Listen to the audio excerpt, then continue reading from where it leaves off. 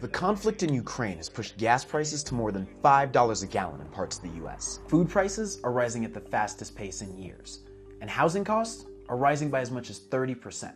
Everywhere you look, there are signs that inflation is not going away. The Federal Reserve has said it plans to raise US interest rates to slow inflation, but that cure has a cost. The last time inflation was this high, the Fed raised rates by so much that it put the country into a recession. Will we see a repeat of that today? I'm going to explain how the Fed could take the US into a recession, why that could be a good thing, and why the Fed's next steps are so important to our economy's future. Let's get into it. The Federal Reserve was created to provide price stability for the United States. That means controlling inflation is its first and primary goal. Even though Fed leaders have said they expect to raise interest rates multiple times this year, there is concern that the Fed is already too far behind. That's because once consumers and businesses begin to expect prices to rise consistently, they change their behavior accordingly. Economists are worried that this shift has already happened, and that even after supply chain bottlenecks and labor shortage issues are resolved, inflation expectations will remain high. That would cause businesses to keep raising their prices, and workers to continue to demand higher wages. What's been shown to rein in spiraling price increases historically is higher interest rates. Higher rates make consumers want to save rather than spend, and businesses hold off on expanding. That pullback can slow the economy down, which also slows down the rate at which prices are increasing.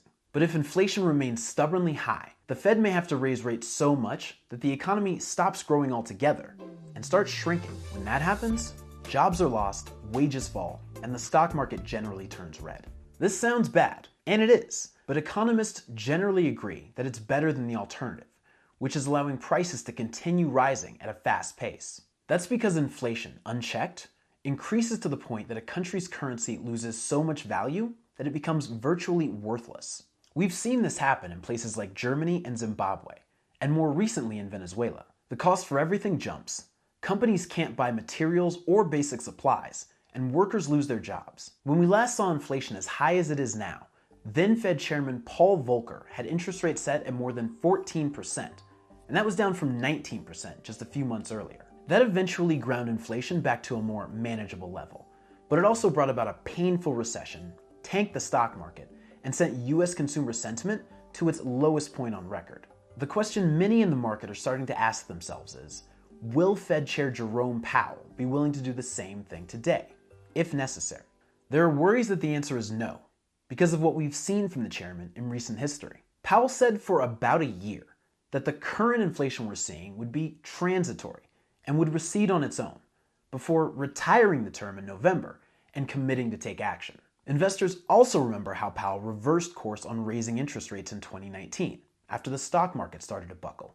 Interest rates had reached just under 2.5% at that point, having been near zero for more than a decade. Then there was the unprecedented action Powell and the Fed took in March 2020 that sent stocks soaring, even as the US economy had its worst quarter in history. That gave some, like Allianz chief economic advisor Mohamed El-Erian, the impression that this Fed was doing more for the market than the real economy. So many are watching every word from Powell and the Fed to see if the policymakers there are committed to doing whatever it takes to tame inflation. The Fed will have to walk a tightrope going forward.